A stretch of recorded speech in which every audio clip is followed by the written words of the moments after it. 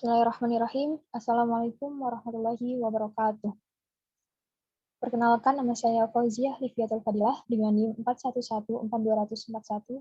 Di sini saya akan menyelesaikan proyek akhir UAS mata kuliah database yang diampu oleh dosen Dian Triwiati, SSI MCS.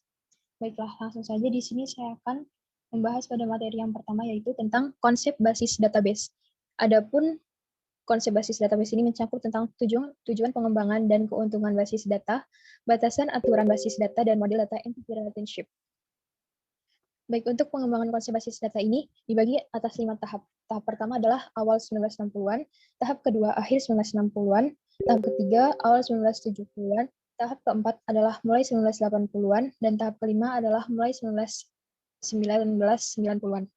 Tahap pertama itu awal 1960-an.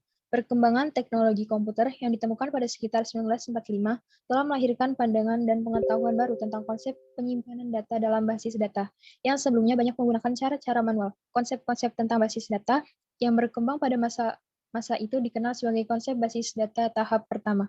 Adapun ciri-cirinya dapat dilihat pada layar, yaitu ciri konsep basis data pada tahap 1 adalah data-data diolah berdasarkan prinsip pemrosesan berkas atau file processing pada lingkungan komputer mainframe. Lanjut, yang kedua adalah tahap kedua pada tahun akhir 1960-an.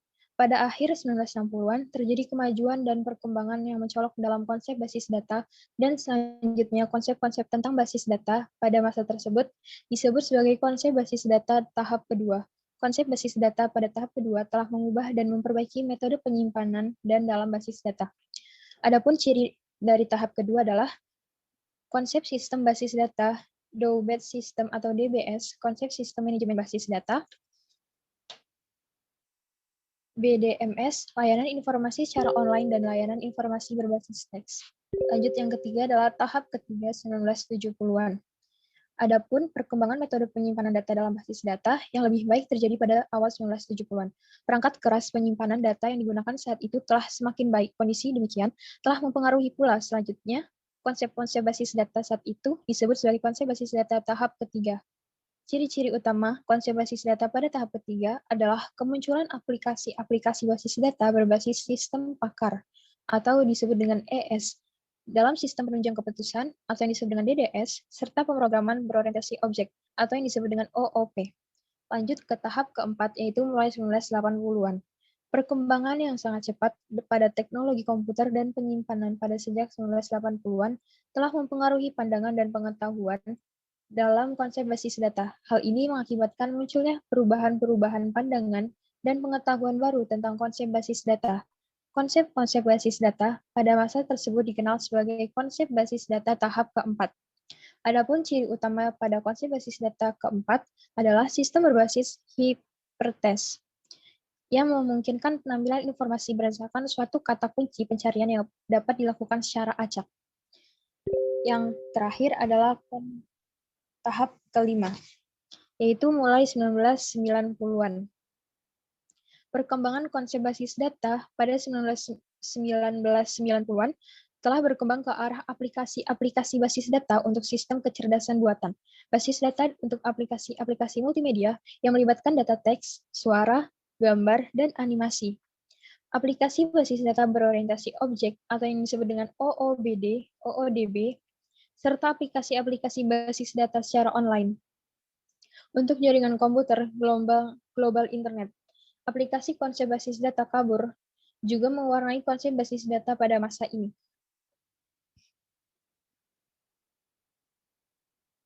Lalu kita akan lanjutkan ke data dan informasi. Data merupakan bahan keterangan tentang kejadian-kejadian nyata atau fakta-fakta yang dirumuskan dalam sekelompok lambang tertentu yang tidak acak, yang menunjukkan jumlah tindakan atau hal. Sedangkan informasi merupakan hasil pengolahan data sehingga menjadi bentuk yang penting bagi penerimanya dan mempunyai kegunaan sebagai dasar dalam pengambilan keputusan yang dapat dirasakan akibatnya secara langsung atau juga tidak langsung pada saat mendatang. Untuk memperoleh informasi diperlukan data yang akan diolah dan unit pengolahan transformasi data sebagai informasi digambarkan sebagai berikut. Yang pertama adalah menginput data, lalu akan diolah pada unit pengelola atau unit penyimpanan dan akan keluar yaitu output-nya. Informasi diperlukan oleh para pemakai pada seluruh level manajemen pada seluruh fungsionaris basis data. Informasi yang diperoleh dari pengolahan data dapat dinilai berdasarkan sifatnya. Sifat informasi yang menentukan nilai informasi adalah yang pertama adalah kemudahan dalam pengolahannya, yang kedua adalah sifat luas dalam kelengkapannya, yang ketiga adalah ketelitian, yang keempat kecocokan dengan pengguna, yang kelima ketepatan waktu, yang keenam kejelasan, yang ketujuh fleksibilitas, yang kedelapan dapat dibuktikan, yang kesembilan adalah tidak ada prasangka, dan yang terakhir adalah dapat diukur.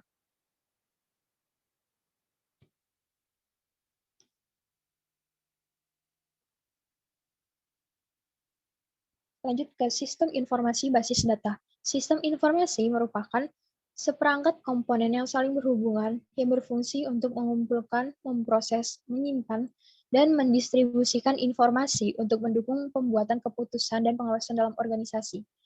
Adapun berdasarkan komponen fisik penyusunnya, sistem informasi terdiri atas yang pertama adalah perangkat keras atau yang disebut dengan hardware. Tersebut merupakan perangkat keras dalam sistem informasi meliputi seperangkat yang digunakan oleh sistem komputer untuk masukan dan keluaran, input atau output device, memori, modem, pengolahan, dan peripheral lainnya. Yang kedua adalah perangkat lunak atau yang disebut dengan software.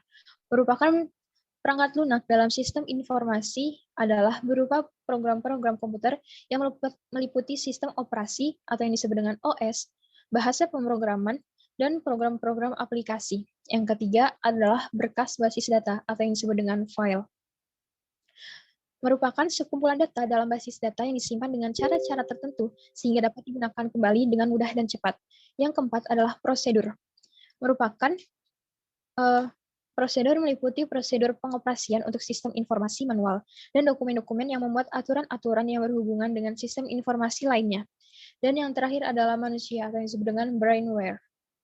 Manusia yang terlibat dalam suatu sistem informasi meliputi operator, programmer, sistem analisis, manajer sistem informasi, manajer pada tingkat operasional, manajer pada tingkat manajerial, manajer pada tingkat strategis, teknis, administrator, basis data, atau yang disebut dengan DBA, serta individu lain yang terlibat di dalamnya. Basis data merupakan bagian penting dalam sebuah sistem informasi. Basis data dalam sistem berikut. Yang pertama adalah basis data sebagai komponen penyusun sistem informasi. Basis data merupakan salah satu komponen terpenting dalam sebuah sistem informasi. Oleh karena itu, keberadaan basis data dalam sistem informasi adalah mutlak. Suatu sistem informasi tidak akan berfungsi, bahkan tidak akan terwujud tanpa melibatkan basis data. Hubungan antara sistem informasi dan basis data di dalam sistem informasi merupakan hubungan antara sistem dan subsistem. Dalam hal ini, sistem informasi adalah sebagai sistem karena mempunyai ruang lingkup yang lebih luas dan lebih kompleks.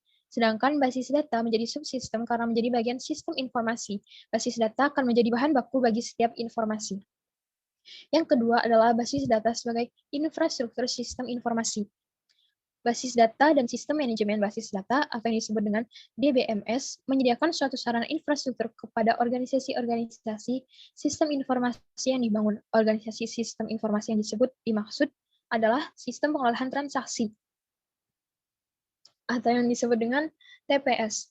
Sistem informasi manajemen atau yang biasa disebut dengan MIS, sistem penunjang keputusan atau yang disebut dengan DDS, otomatisasi perkantoran atau yang disebut dengan OA, serta sistem informasi eksekutif atau yang disebut dengan AIS.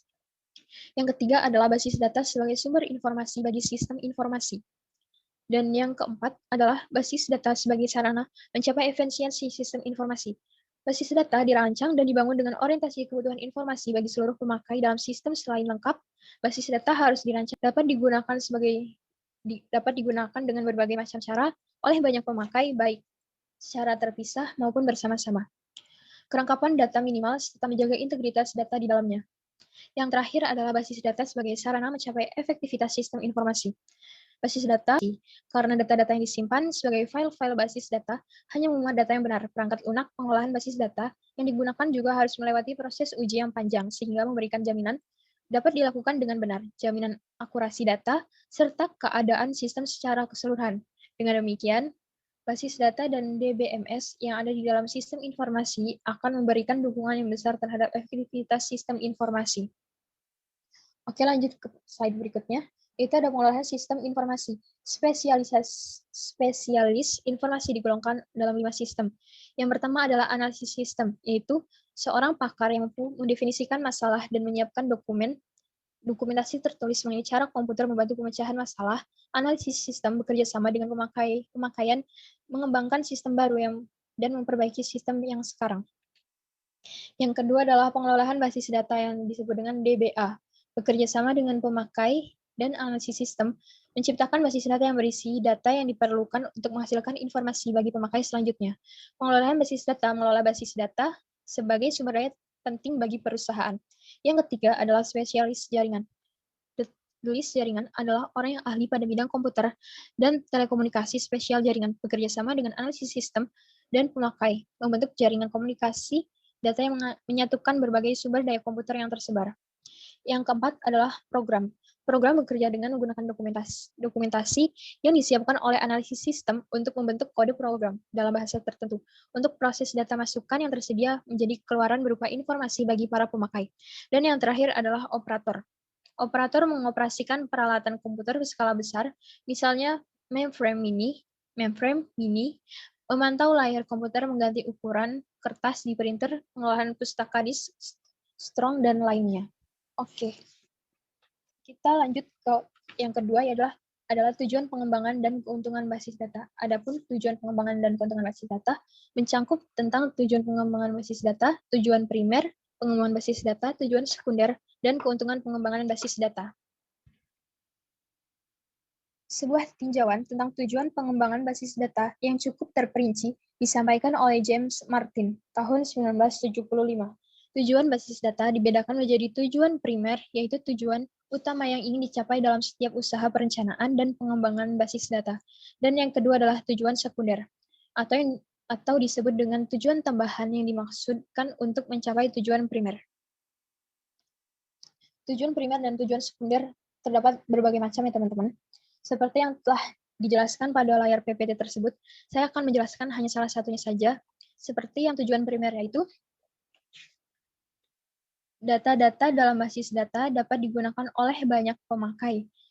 Tujuan ini dimaksudkan bahwa data-data yang disimpan dalam basis data harus mempunyai kemampuan yang cukup luas dalam perwujudan korelasian di antara item-item data dari banyak file data sehingga pemakai yang berbeda atau program-program aplikasi yang berbeda dapat menggunakan basis data yang sama dengan cara yang berbeda. Pemakai basis data seringkali tidak terbatas pada seorang pemakai saja, atau di suatu lokasi saja, atau oleh sebuah sistem atau aplikasi saja. Misalnya, data pegawai dalam sekelompok data kepegawaian dapat digunakan oleh banyak pemakai dari sejumlah departemen dalam perusahaan atau oleh banyak subsistem. Misalnya, subsistem penggajian, subsistem akuntansi, subsistem inventory. Lalu yang kedua adalah menjaga investasi intelektual. Tujuan ini dimaksudkan bahwa program-program aplikasi dan struktur data logik yang telah ada pada saat ini tidak perlu dibuat atau dikerjakan kembali ketika terjadi perubahan-perubahan pada basis data. Berbagai kebutuhan baru dapat dipenuhi dari data yang telah tersedia saat ini. Kalaupun diperlukan, maka data-data baru dapat ditambahkan dan diintegrasikan dengan mudah dengan data tersedia, sehingga investasi intelektual yang dicurahkan sebelum tetap terjaga.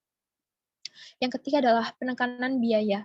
Yang keempat, menghilangkan pengembangan sistem ganda atau proliferasi. Lalu ada kinerja performance, kejelasan, clarity, kemudahan pemakai, fleksibilitas penggunaan, kebutuhan data yang tidak terantisipasi dapat dipenuhi dengan cepat, perubahan yang mudah, akurasi, dan konsistensi, ada privasi, keamanan, dan yang terakhir ada ketersediaan. Sekarang lanjut ke tujuan sekundernya.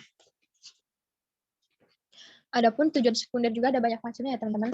Dapat dilihat ada berbagai macam tujuan sekunder. Di sini saya akan menjelaskan hanya 3 saja tentang tujuan sekunder. Yang pertama adalah kebebasan data secara fisik, physical data independency.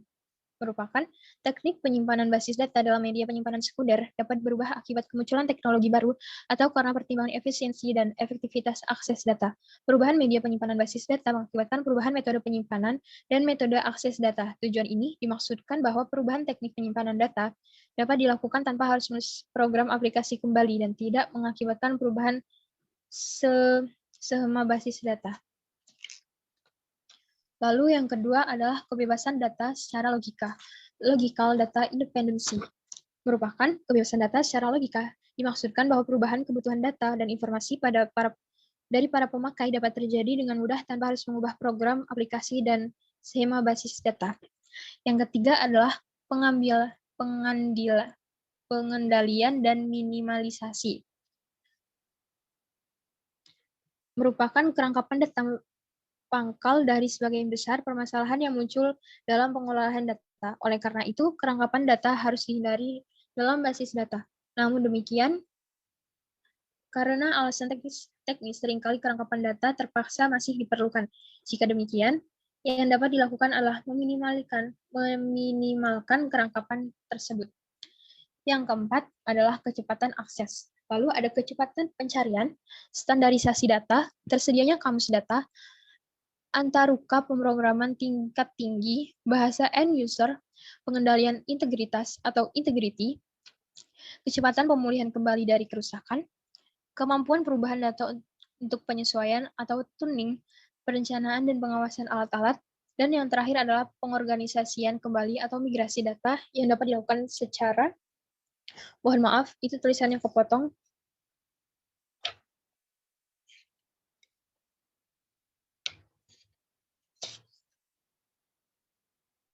Oke, saya ulangi.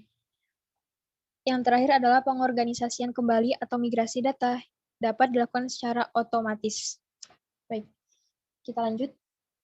Adapun keuntungan pengembangan basis data yang pertama adalah kerangkapan data dapat diminimalkan.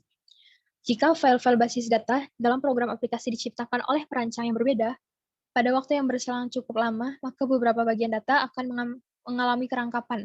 Pengembangan basis data yang sesuai dengan definisi basis data seperti di muka dapat menghindarkan terjadinya kerangkapan data tersebut. Lalu yang kedua adalah inkonsistensi data dapat dihindari. Basis data yang terbebas dari kerangkapan data akan terhindar dari munculnya data-data yang tidak konsisten. Yang ketiga adalah data dalam basis data dapat digunakan secara bersama atau yang disebut dengan multi-user. Dalam rangka meningkatkan kinerja sistem dan untuk memperoleh respon waktu yang cepat, beberapa sistem mengizinkan banyak pemakai untuk mengupdate data secara simultan. Salah satu alasan mengapa basis data dapat dibangun adalah karena nantinya data tersebut digunakan oleh banyak pemakai, baik secara bersamaan maupun dalam waktu yang berbeda, atau diakses oleh program-program aplikasi yang berbeda. Semua ini memungkinkan terjadinya program aplikasi yang berbeda. Jika data-data yang diolah tidak tergantung dan tidak menyatu dengan program, tetapi terlepas dalam sebuah kelompok data. Lalu yang keempat adalah standarisasi data dapat dilakukan. Definisi file data di dalam kamus data memungkinkan dilakukan penerapan standarisasi data dalam basis data. Sekalipun demikian, pada implementasinya seringkali standarisasi data tidak cukup dilakukan pada definisi file basis data. Masih diperlukan proses standarisasi lebih lanjut atas nilai-nilai rinci data melalui form input data.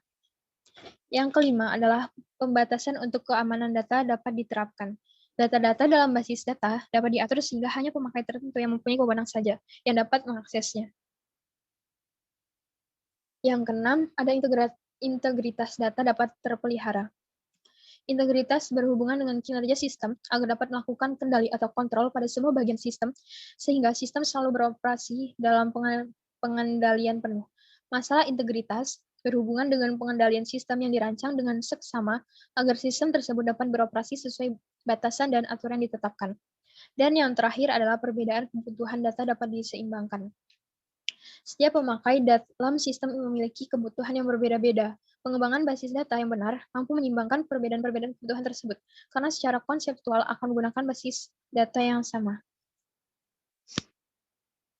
Baik, kita lanjut ke pembahasan yang ketiga, yaitu mengenai batas aturan basis data dan model data entity relationship.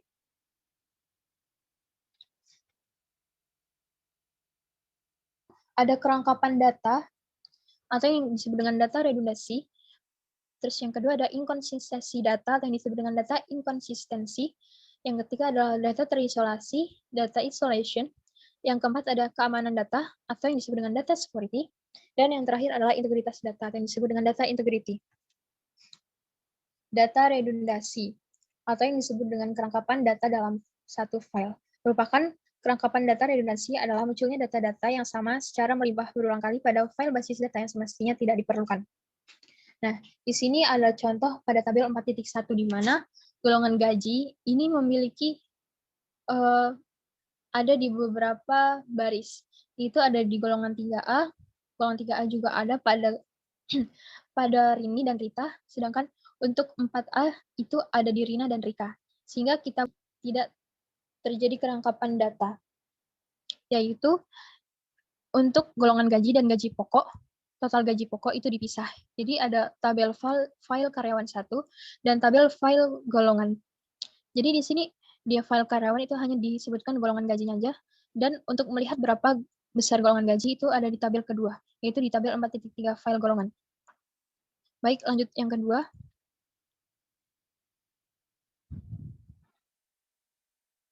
Yang kedua adalah data redundasi kerangkapan data dalam beberapa file. Nah, di sini itu ada file mahasiswa dan file minat mahasiswa. Di mana di file mahasiswa dan file minat mahasiswa itu tidak ada yang bersangkutan, sehingga dibuatlah tabel baru untuk mengaitkan keduanya. Itu ada file minat mahasiswa yang berisikan NIM dan minat. Di file mahasiswa ini tidak ada satu kesatuannya dengan file minat mahasiswa yang ada di sini. Sehingga dibuat tabel baru, yaitu file minat mahasiswa 1. Yang ketiga adalah data inkonsistensi. Adapun data inkonsistensi atau data tidak konsisten adalah munculnya data yang tidak konsisten pada dalam kolom yang sama dalam satu atau beberapa file data yang direlasikan suntanta. Data inkonsistensi ini dapat terjadi disebabkan oleh yang pertama adalah proses pemasukan data atau data entry yang tidak benar. Yang kedua adalah proses pembaruan data atau update yang tidak benar. Terus yang ketiga adalah pengendalian sistem yang tidak baik atau tidak terkontrol. Bisa dilihat pada tabel 4.11 tentang file karyawan. Di sini di golongan gaji, milik Rina dan Rika itu memiliki golongan gaji yang sama, itu 4A. Namun pada besarnya golongan gaji itu berbeda. Milik Rina adalah 700 dan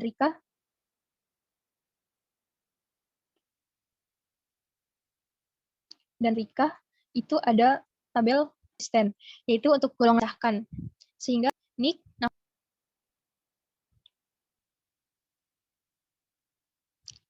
lanjut yang keempat adalah data isolation. Terisolasi dapat terjadi karena tidak adanya kemungkinan untuk menghubungkan standarisasi data atau berkaitan dengan berat.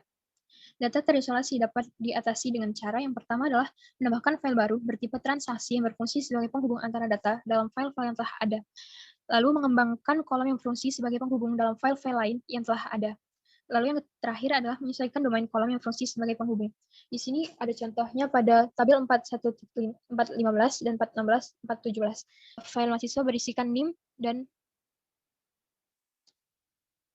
nama mahasiswa. Sedangkan pada tabel 4.16 berisikan NIM, minat. 4.17 itu file pembimbing minat. Ada kode pembimbing, siritat, si mahasiswa ini akan dibimbing oleh siapa. Makanya minat. Sehingga di sini dapat terlihat bahwa setiap mahasiswa akan memiliki Baik, lanjut ke data security. Aspek keamanan data meliputi recovery atau suatu proses menggunakan kembali basis data dan media penyimpanan cadangan untuk mengembalikan data pada kondisi misalkan media penyimpanan, program aplikasi, OS, basis data, hardware, dan lain-lainnya. Yang kedua adalah integrity, berkaitan dengan untuk kerja sistem untuk dapat menjaga data-data dalam basis data agar selalu berada dalam kondisi yang benar atau tipe dan ukuran datanya up to date, sesuai dengan kondisi aktual, konsisten, dan selalu tersedia. Yang ketiga adalah concrete, berkaitan dengan mekanisme pengendalian basis data saat digunakan oleh beberapa pemakai secara bersamaan agar terhindar dari kesalahan akibat beberapa transaksi berbeda dilakukan secara bersamaan. Yang terakhir adalah privasi. Dimaksudkan sebagai pembatasan kewenangan akses data dalam basis data untuk mencegah dan melindungi basis data dari penggunaan-penggunaan yang tidak berwenang dan pengubahan yang tidak dikehendaki. Yang terakhir itu adalah security, suatu mekanisme sistem untuk mencegah dan melindungi basis data hilang akibat dari kerusakan pada fisik media penyimpanan, kebakaran, banjir, dan bencana lainnya. Data integritas. Integritas data berhubungan dengan kinerja sistem agar dapat melakukan kendali atau kontrol pada semua bagian sistem. Salah satu cara terbaik untuk menjaga integritas data adalah dengan meyakinkan bahwa nilai-nilai data adalah benar. Sejak pertama kali masuk, hal ini dapat dilakukan dengan men-set secara seksama prosedur penangkapan data atau data capture, membuat modul dalam program aplikasi untuk mengecek validitas nilai data pada saat dimasukkan ke dalam mesin atau data entry. Oke, kita akan lanjut ke ERD. ERD adalah suatu model pengajian data dengan menggunakan entity dan relationship, menggambarkan model konseptual untuk menggambarkan struktur logis dan dari basis data berbasis grafis. Tujuannya agar database dapat dipahami dan dirancang dengan mudah, digunakan sebagai perangkat untuk berkomunikasi antara pengembangan database dengan pengguna. Tidak bergantung, ERD sendiri tidak bergantung pada software yang akan dipakai untuk mengimplementasikan database. Sejauh ini, banyak sekali model notasi yang dipakai untuk membuat ERD, atribut, dan hubungan. Seperti dapat ada beberapa contoh untuk ERD. Belah ketupat ini merupakan hubungan dan oval ini merupakan atributnya. Adapun simbol-simbol pada ERD sendiri, yaitu yang pertama adalah entity atau entitas, merupakan entitas yang diwakili oleh persegi panjang. Entitas adalah objek atau konsep yang ingin Anda simpan informasinya. Untuk gambar entitas sendiri, seperti ini. Lalu yang kedua adalah weak entity atau entitas lemah. Entitas yang lemah adalah entitas yang dapat harus ditentukan oleh hubungan kunci asing dengan entitas lain, karena tidak dapat diidentifikasi secara unik dengan atribut sendiri. Untuk gambar dari entitas lemah itu seperti ini. Yang ketiga adalah relationship atau relasi. Relasi adalah tindakan yang diwakili oleh bentuk intan menunjukkan bagaimana dua entitas berbagi informasi dalam database. Untuk simbol entitas sendiri dapat dilihat pada gambar di samping. Yang keempat adalah atribut. Atribut adalah yang diwakili oleh oval. Atribut kunci adalah karakteristik entitas yang unik dan berbeda. Misalnya nomor jaminan sosial karyawan mungkin menjadi atribut kunci karyawan. Untuk lambang atribut sendiri dapat dilihat pada gambar di samping. Yang kelima adalah atribut multinilai. Atribut multinilai dapat memiliki lebih dari satu nilai. Misalnya entitas karyawan dapat memiliki beberapa nilai keterampilan. Untuk lambangnya sendiri dapat dilihat pada gambar ini. Jadi dia memiliki dua lingkaran, dua oval. Yang terakhir adalah atribut turunan. Atribut turunan didasarkan pada atribut lainnya. Misalnya, gaji bulanan karyawan didasarkan pada gaji tahunan karyawan. Untuk gambarnya sendiri, itu oval sempurna, seperti atribut biasa. Simbol dalam ERD tadi sudah kita bahas, yang kotak adalah entitas, seperti belah ketupat ini merupakan relationship, dan oval ini merupakan atribut. Adapun simbol hubungannya, itu bisa menggunakan huruf, ataupun bahkan untuk satu hubungan, sedangkan untuk seperti ini merupakan untuk banyak hubungan. Sedangkan untuk huruf sendiri itu ada M dan N. Untuk M sendiri merupakan banyak hubungan, dan N sendiri merupakan satu hubungan. Jenis-jenis atribut. K digunakan untuk menentukan suatu entity secara unik. Atribut simple merupakan atribut bernilai tunggal. Atribut multi-value merupakan atribut yang memiliki sekelompok nilai untuk setiap instant entity. Atribut composite, suatu atribut yang terdiri dari beberapa atribut yang lebih kecil yang mempunyai arti tertentu. Yang terakhir adalah atribut derivatif, suatu atribut yang dihasilkan dari atribut lainnya. Adapun contoh ERD sendiri dapat dilihat pada layar, itu adalah ada dosen mengajar mahasiswa. Dosen sebagai atributnya, mengajar sebagai relasinya, dan mahasiswa juga sebagai atributnya. Adapun pada dosen sendiri, itu ada need, nama, telepon, dan alamat. Need itu sebagai primary key, dan di mengajar itu sebagai relasinya, sehingga di relasi itu bukan hanya menyangkut, tapi di situ harus ada. Baiklah, di sini kita akan lanjut akan membahas mengenai SQL programming. Adapun model relasional, salah satu model database yang terkenal adalah model relasional. Data disusun dalam bentuk tabel-tabel antara dua tabel bisa mempunyai hubungan. Adapun karakteristik dalam relasi adalah yang pertama, tidak ada baris yang kembar. Yang kedua, urutan baris tidak penting. Yang ketiga, setiap atribut memiliki nama yang unik. Keempat, letak atribut bebas. Dan yang terakhir adalah setiap atribut memiliki nilai tunggal dan jenisnya sama. Untuk kita akan masuk ke dalam contoh-contohnya. Yang pertama adalah pengertian tidak ada baris yang kembar. Maksudnya apa?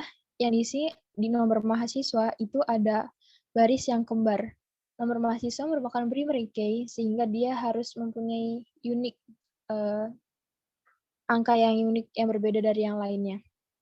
Sehingga tidak ada baris yang kembar. Di sini terdapat contoh baris yang kembar. Lalu yang kedua adalah pengertian urutan baris tidak penting.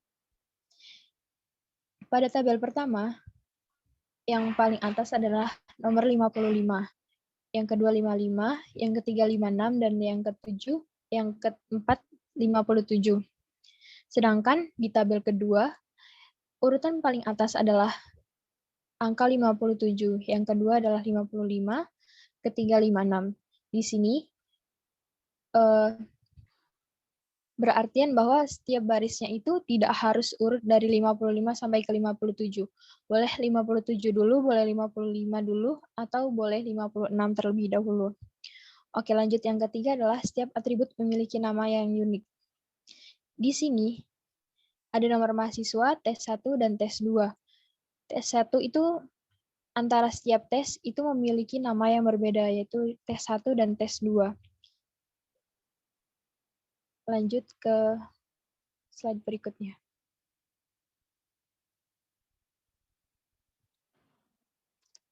Lalu letak atribut paling kiri itu ada nomor mahasiswa, lalu di tabel kedua itu tes kedua dulu yang pertama, menandakan bahwa harus sesuai. Atau bisa disebut juga urutan kolomnya itu tidak penting. Yang penting isi dalam yang pada tabel pertama, ini itu berada dalam satu kolom. Sedangkan pada tabel kedua, tes pertama dan tes kedua, ini yang salah nih. Jadi tes 1, oke lanjut ke yang terakhir, itu setiap harus memakai angka itu angka semua, atau huruf itu pertama, kolom kedua itu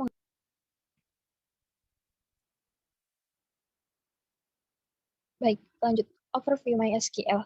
MySQL merupakan database server yang bersifat open source, multi-platform, berbasis database relasional. Bisa dipakai untuk database pribadi atau pada level korporat berskala kecil hingga besar.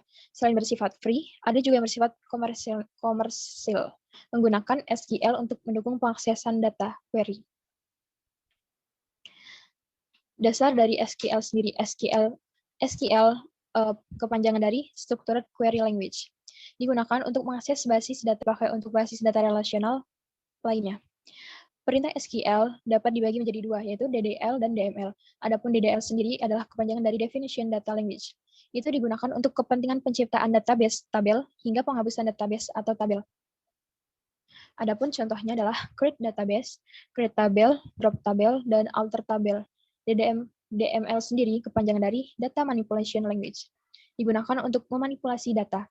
Contoh dari DML adalah delete, yaitu penghapusan data, select mengambil data, insert menyisipkan data, dan update untuk mengubah data. Persiapan pemakaian MySQL. Yang pertama, lakukan instalisasi MySQL terlebih dahulu, lalu MySQL memiliki sejumlah tool. Salah satu di antaranya adalah program MySQL yang dipakai untuk mengakses database dari sisi klien. Yang kedua, program MySQL Admin untuk mengelola MySQL dan dipakai dengan wewenang paling tinggi dan digunakan untuk admin sistem. Perintah untuk mengubah password root adalah MySQL Admin new root password rahasia. Sedangkan nanti pada saat prakteknya kita akan menggunakan dari sisi klien sehingga dituliskan new root p. Tipe data dalam MySQL yang pertama ada bilangan, yaitu tin, bilangan 1 bit, semalin, bilangan 2 bit, in atau integer, bilangan 4 bit, begin adalah bilangan 8 bit, float bilangan pecahan atau 4 bit, double atau real bilangan pecahan atau 8 bit, decimal atau numerik itu bilangan pecahan. Dan lain-lainnya itu ada data, yaitu tanggal, enum, nilai 1, nilai 2, dan nilai seterusnya adalah nilai enumerasi, bolan, tipe benar atau salah, not null adalah tidak boleh kosong, primary key adalah kunci primer, Auto increment adalah nilai naik secara otomatis tanpa diisi. Not null biasanya digunakan untuk pengisian nama atau sebagai primary key yang tidak bisa sama dengan data yang lainnya. Di sini kita akan membahas mengenai beberapa yang ada di MySQL. Yang pertama adalah mengganti nama field. Perintah yang digunakan adalah alter tabel. Bentuk dasarnya adalah alter tabel, nama, underscore tabel chain, nama, underscore field, underscore baru tipe, underscore data. Alter tabel juga. Bentuk dasarnya adalah alter tabel, nama, underscore tabel chain, nama, underscore field name, underscore field tipe data lama atau baru. Merugi adalah menambah struktur tabel digunakan untuk memberikan nilai bawaan pada suatu field. Kalau nilai bersangkutan tidak dimasukkan. Contohnya adalah alter tabel pribadi, change kelamin, enum, penggunaan pengubahan data. Perintah yang digunakan adalah update. Bentuk dasarnya adalah update nama, underscore tabel set nama, underscore field sama dengan nilai, sampai where nama underscore field sama dengan nilai. Lalu ada penghapusan data, yaitu perintahnya adalah delete. Bentuk dasarnya sendiri adalah delete from nama underscore tabel, where nama underscore field sama dengan nilai. Lalu adalah drop tabel. Untuk mempraktekannya, kemudian setelah itu akan di show database, show tables.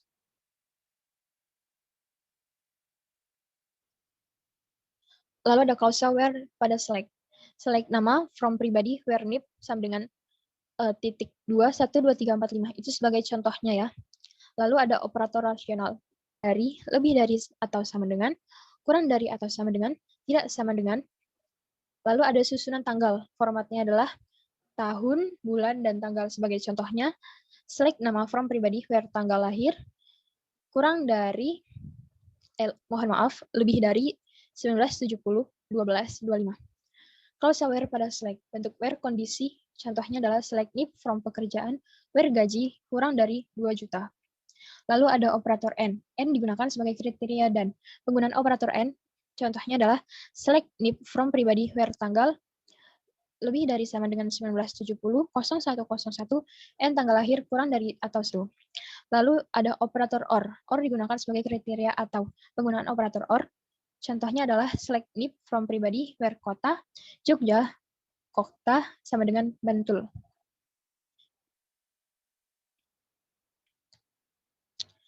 Terus ada operator not.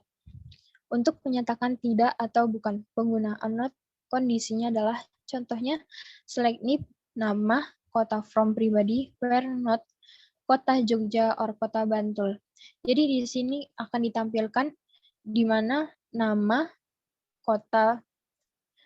yang kotanya itu tidak berasal dari Jogja dan kota Bantul.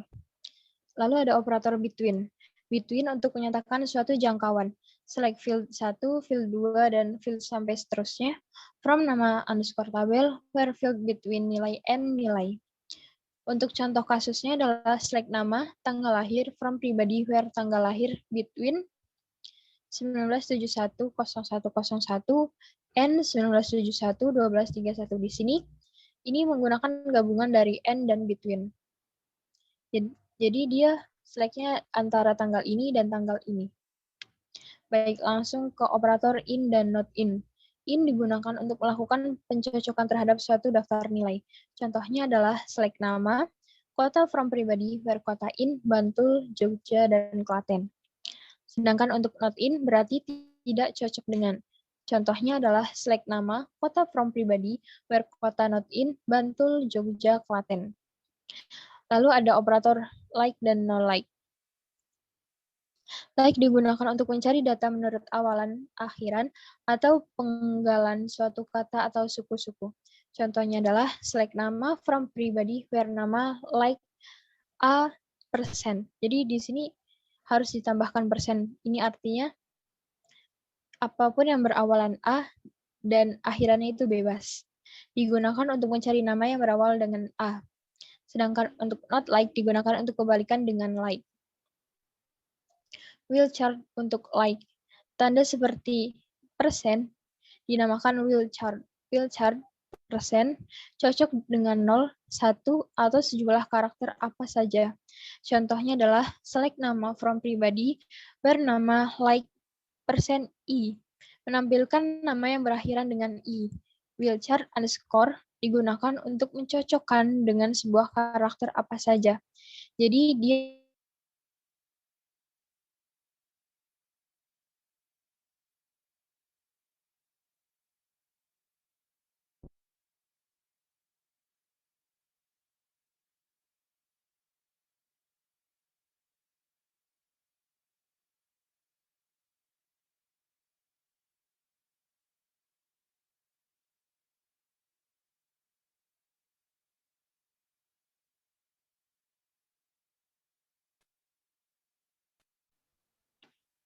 Oke, kita lanjut adalah oper regexp. Regexp hanya ada pada MySQL. Will chart buka kurung tutup kurung digunakan untuk mencocokkan dengan sebuah karakter apa saja yang terdapat dalam tanda tersebut. Sebagai contohnya, select nama from pribadi where nama regexp tanda kutip buka kurung SDA tanda kutip lagi baru titik koma. Yang berawalan dengan A atau S atau D, will chart untuk regexp seperti tanda uang pada regexp berarti berakhiran.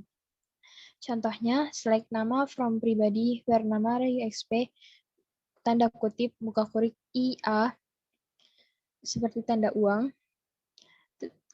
tanda petik, lalu titik koma. Itu merupakan yang berakhiran dengan A atau I. Listin data by or SC.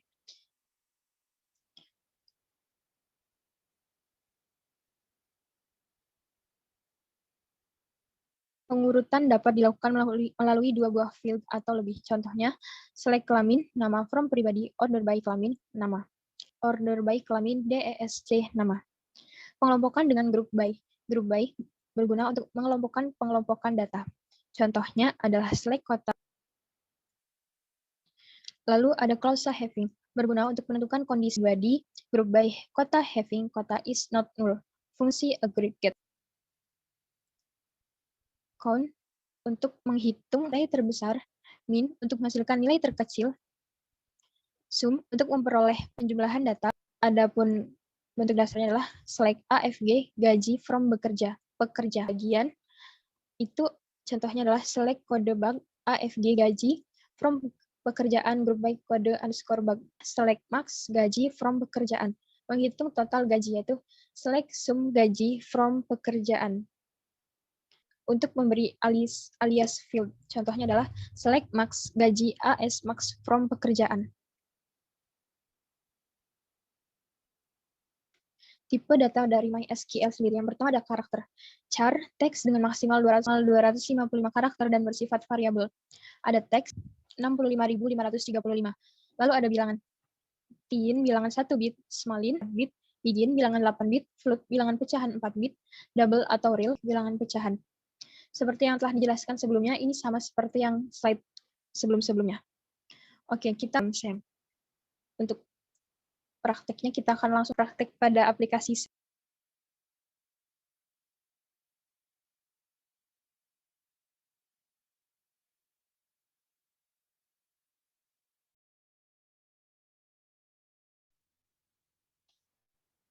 Baiklah, langsung saja di sini kita akan mencoba untuk menerapkan MySQL kepada SAM. Di sini kita akan mengundang datanya dulu dengan cara mengetikkan cdc2/sam/mysql/bin. Dan di sini kita akan, karena di sini kita bukan admin, makanya di sini kita hanya mengetikkan mysql min-u root min-p. Lalu, karena sebelumnya kita telah membuat database, sekarang kita akan melihat database yang telah kita buat sebelumnya itu dengan cara show database. Di sini diperlihatkan bahwa data-data yang telah kita buat sebelumnya itu ada MySQL, pegawai, performance, siswa, dan tes. Pada kali ini kita akan menggunakan tabel siswa, yang dimana kita akan membuat tabel juga di dalamnya, yaitu dengan tabel informasi pribadi, yang mencakup tentang absen dengan tipe data char, yaitu 15, not null primary key, lalu nama dengan tipe data varchar 35, not null, terus tanggal lahir dengan tipe data date, alamat yaitu char 30. Nah, gimana sih caranya kita tahu dia udah membuat tabel atau belum? Yaitu di sini akan muncul query awk null row affected. Berarti di sini menandakan dia sudah membuat tabelnya. Setelah itu, baru kita input data-data yang akan dimasukkan ke dalam tabel tersebut. Seperti contohnya, insert into informasi pribadi, absen, dengan tabel absen, nama, tanggal lahir, dan alamat. Input datanya itu values 05 Sutonon 2005, bulan 4, tanggal 3, Jalan Kenanga, Komplek 5, Sukamaju. Nah, di sini akan muncul query awk one row affected. Berarti itu tandanya dia sudah masuk ke dalam tabel informasi pribadi ini. Lalu ke bawahnya kita juga akan menginputkan data-data yang akan dimasukkan ke dalam tabel informasi pribadi. Nah, di sini ada satu kasus di mana penginputan data itu tidak masuk ke dalam tabelnya karena ada kesalahan. Makanya di sini dia akan muncul error. Error ini tidak akan masuk ke dalam tabel informasi pribadi. Nah, sekarang kita lihat data apa saja yang telah masuk ke dalam tabel informasi pribadi dengan cara select bintang from informasi pribadi. Di sini ditampilkan secara urut dari absen 5 sampai ke absen 21, yaitu data-data yang telah kita input sebelumnya. Nah, setelah itu, bagaimana cara kita melihat karakter data-data yang ada dalam tabel informasi pribadi, itu dengan cara DESC informasi pribadi. Di sini muncul tipe-tipe data dari tabel informasi pribadi, mulai dari absen, nama, tanggal lahir, dan alamat. Absen menggunakan tipe data char, nama dengan varchar, tanggal lahir, date, alamat char. Nah, untuk absen dan nama itu tidak boleh kosong, sedangkan untuk tanggal lahir itu boleh kosong. Dan di sini yang menjadi primary key adalah absen, karena absen tidak akan sama dengan data-data yang lainnya. Baik, lanjut.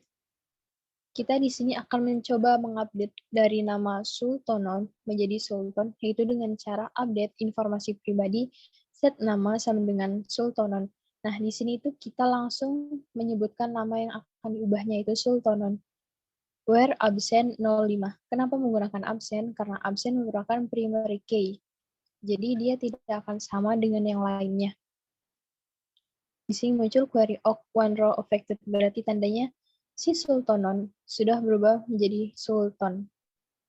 Untuk itu kita cek terlebih dahulu apakah benar sudah berubah dengan select bintang from informasi pribadi. Di sini nampak Sultonon, yang tadinya Sultonon menjadi Sultan. Berarti tandanya si Sultonon sudah berubah menjadi Sultan.